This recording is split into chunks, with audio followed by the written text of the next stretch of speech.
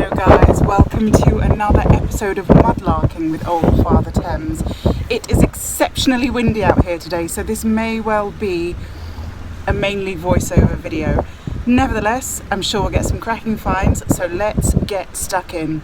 Right guys, as I said in the intro, it was crazy windy out there today and hardly any of my audio recorded, so we're going to do most of this in a voiceover, but with a bit of a twist. I'm going to do a director's commentary kind of thing, so I'm just going to do it off the cuff. Now let's see what we find first. The old pieces of leather. So here we go, we've got a leather boot, probably a work boot, 19th, 20th century. I'm leaving this one behind clearly, but I love you can see the stitching there, and look at how thin that leather has gone, so worn. And here are some similar boots, I would say. We've got another leather sole here with, you can see some little nails in there. I think this is probably a bit earlier, 18th, 19th century. I'm not so hot on leather shoes, but there we go. That is my guess, 18th, 19th century. Okay, and I'll leave these here. I'm not really one for preserving leather stuff, although I might start to do so. In my new video with Alessio that's coming up soon, we look at some leather items he's saved and restored wonderfully.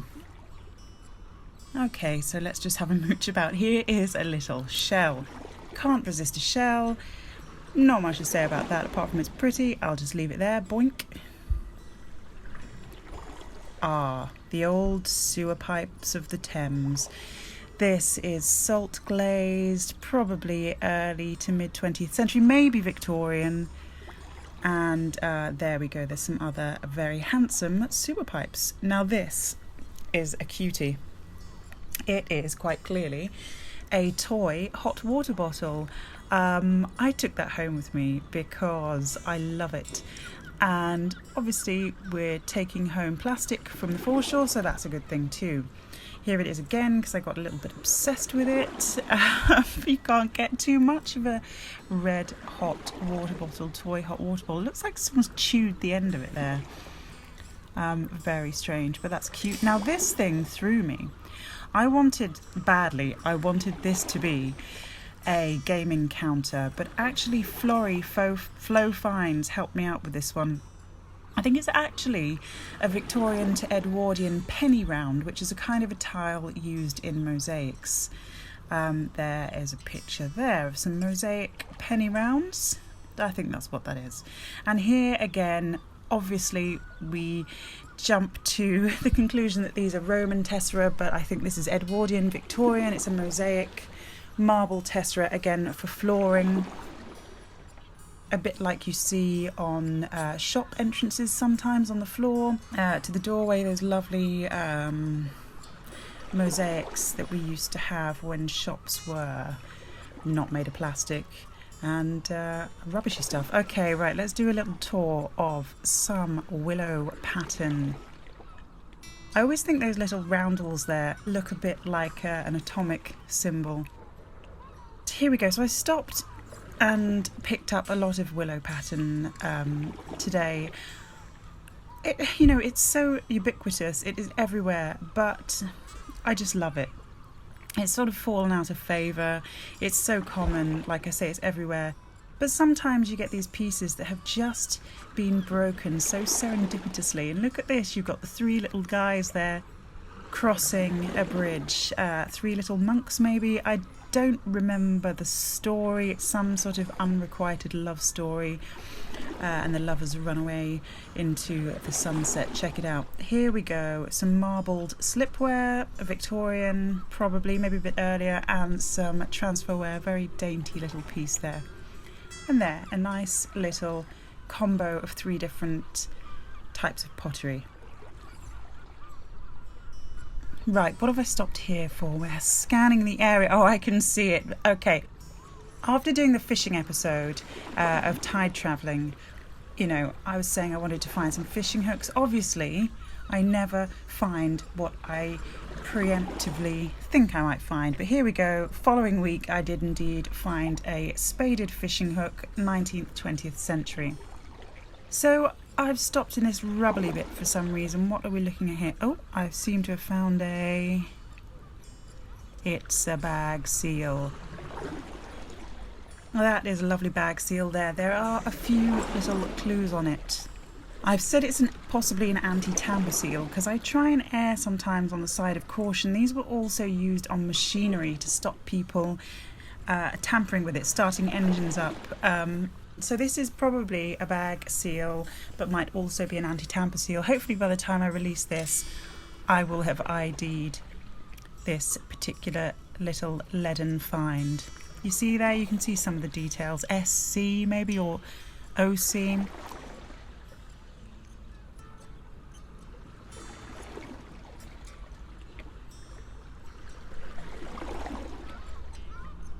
And here's another type of seal. This is a general post office bag seal. These were used on bags of postal items, and often you can make out the area, the postcode that these were used in. I've got a good blog that I wrote some years ago about these, and I will put the link in the video description. Okay, so I'm hovering around this area. What have I seen? Oh, it's a modern coin. Honestly, I haven't found a really good old coin in ages. Okay, I'm discounting the quarter hammered coin I recently found. I'm discounting that because I want a chunky, maybe even like a Georgian coin, actually. Right, continuing on, here's a tantalising little fragment. This is a piece of a toy plate. And I've got a number of these. I say a number, I've got 3 of these. Not all of them complete. I'll stick those up on the screen now so you can compare. But yeah, this looks to me like one of the later toy plates.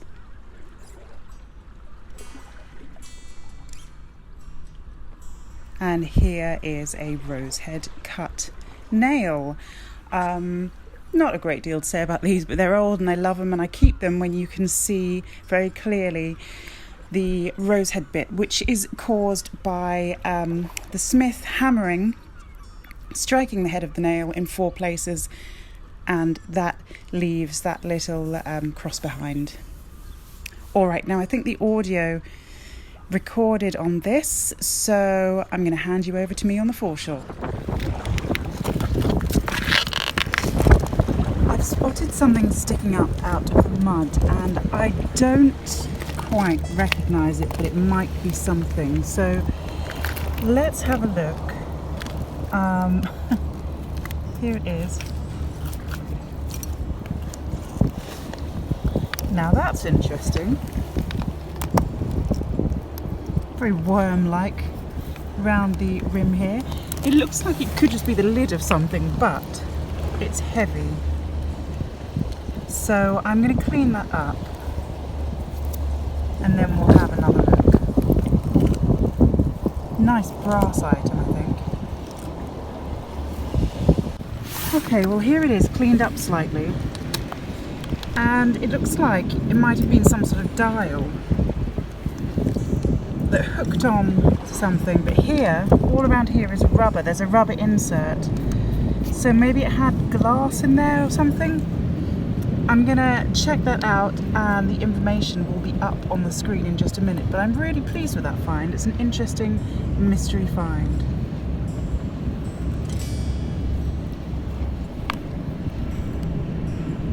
Alright, so thanks to my brilliant followers on Instagram and TikTok, I do know what this is. I've cleaned it up. It is actually a tax disc holder. I thought it was maybe a reflector or a rear view mirror, something like that.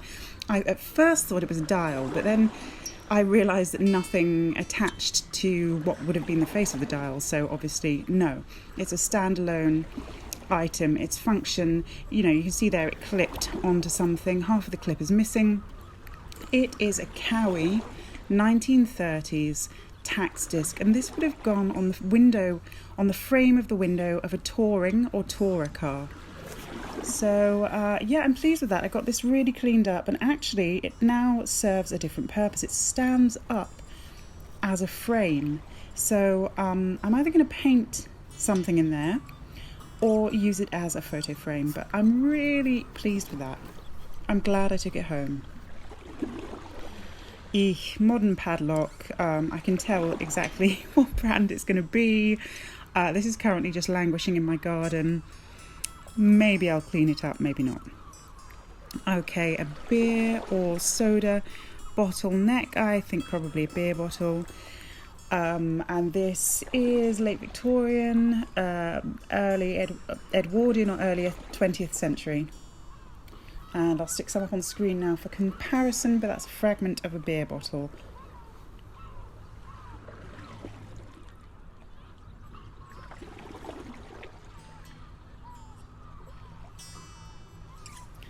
What am I doing here? Oh, okay.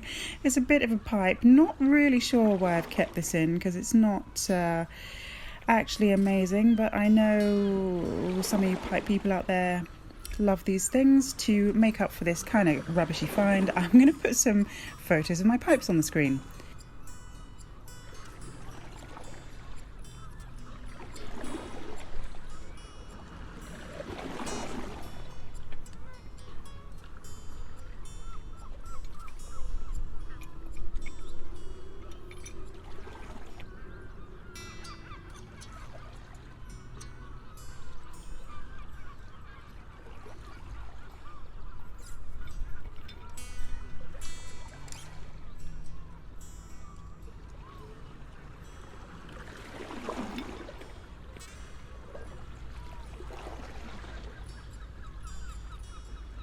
And here we go. So where I am today, it's pretty open to the elements. It's blustery, it's muddy. You can accidentally sink in the mud the further into the middle of the river you go. But you get some good chunky finds around here. Now what's this? Oh, okay, having said that, this is a piece of mineral water bottle fragment. It's salt glazed stoneware, vitreous, and yeah, water bottle.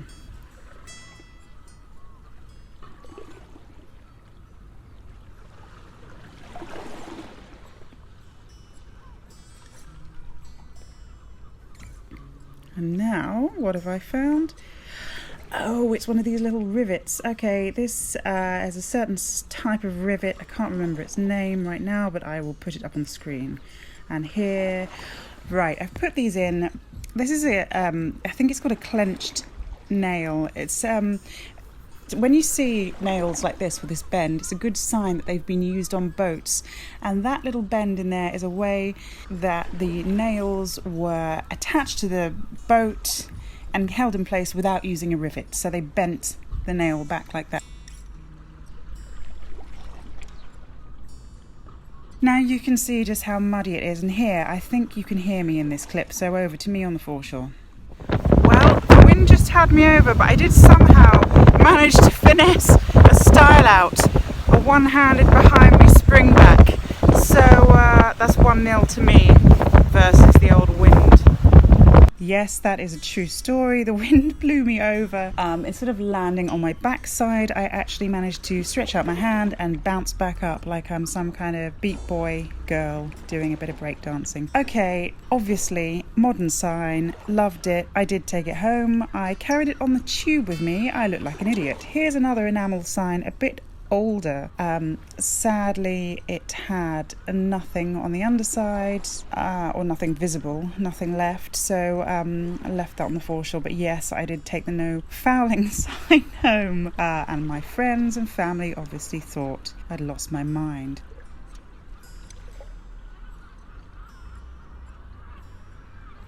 Alright, so we're going to go into a little brick section here. I did record sound, but it's all too blustery.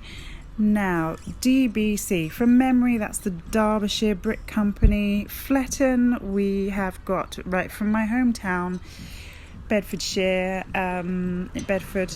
Fletton's bricks, they were made at the large factory at Marston Mortain by Stuart B, but also actually they did produce them in Peterborough. So that might be Bedfordshire, that might be Cambridgeshire. Here, Haunchwood, love this name. It's kind of very I think it's a real Edgar Allan Poe kind of name. I'm putting the information up on the screen and some images too where I can find them of the brickworks. There's a haunchwood. Here, Farco or Fargo. Which is it? I think from memory these are American. I'm just going to consult my friend Nick Stevens' Thames Bricks website. I'll put the link in the video description. Dowry.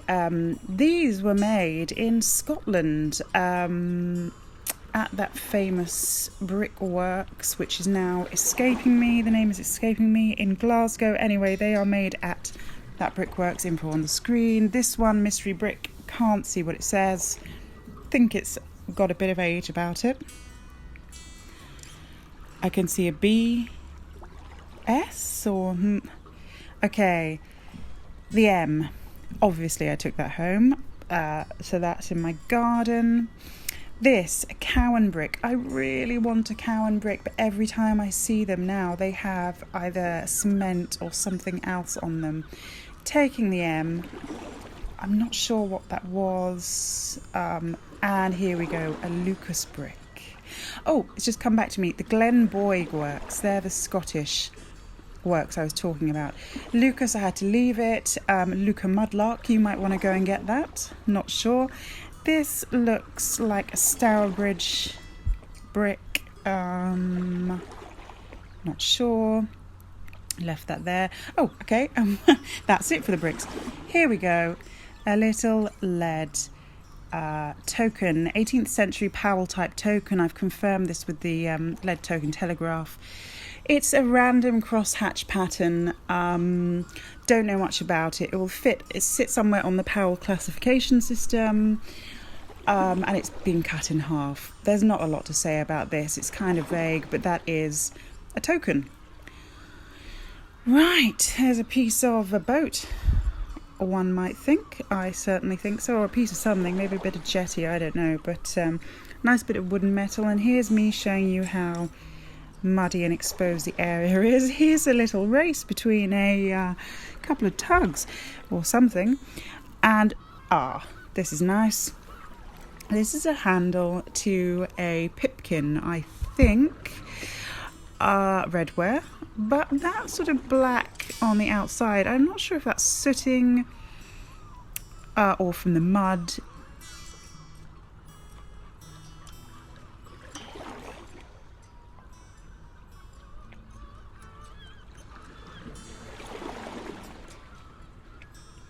Right, here's some pearlware with a blue feather edge.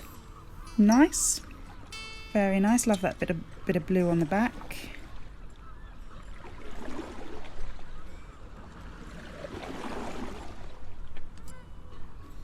And what have we here? Ooh, a bit of tin glaze. Very nice. Late 16th century, goes right up to the end of the 1800s, but really drops off by about 1840-ish. More tin glaze, blue and white, English Delftware.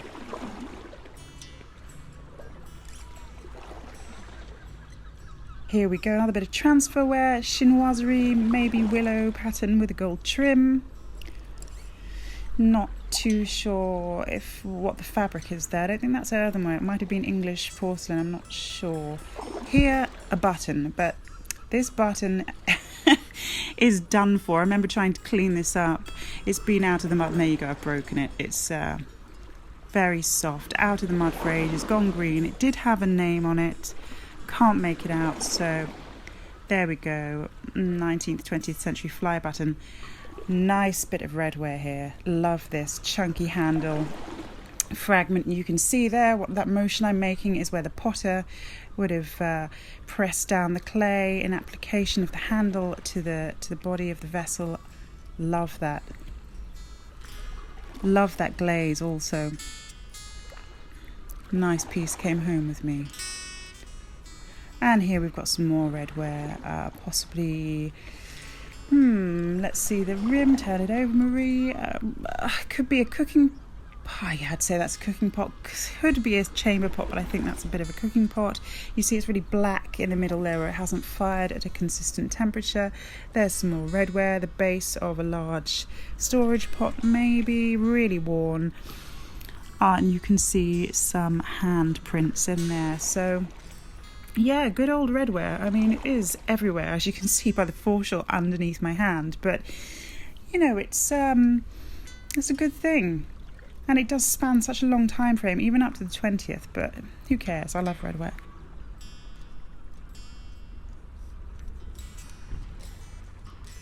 And here's a bit of a pipe fragment. It's tiny, but the reason I kept this, look at those little bobbles. Love that. Maybe that had one of those kind of wooden bark knobbly pipes on the end. I'll put one up on the screen. We'll see if that's what it is. Right, so I think that's the end of the video if I remember correctly. I didn't do an outro because it was too windy. Thanks for watching!